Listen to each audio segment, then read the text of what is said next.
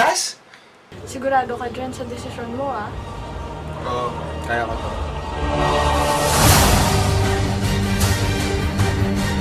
Lakas kasi ng loob mo na pumayag na magpagamit niya sa Diyos mo eh.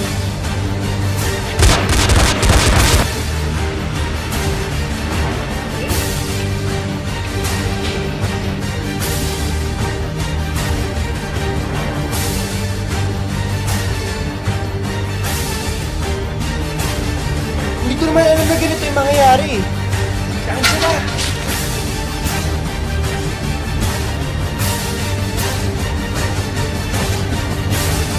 Robert, Fight the good fight of faith. Take hold of the eternal life through which you were called.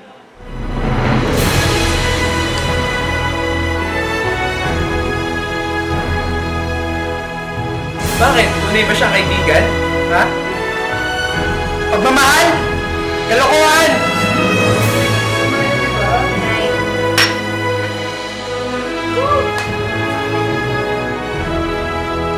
Hindi mo kailangan kalabanin si Fernando.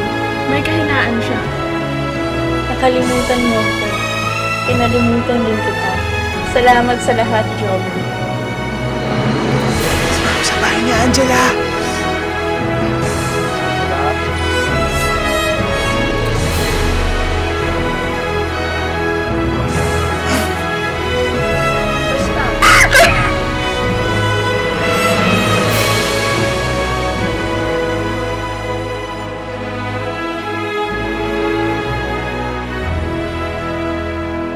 Sabi nga sa nakasulat dyan, kailangan mo maniwala sa iyong sarili at sa Diyos para magamit mo yung mga natutunan mo sa librong yan.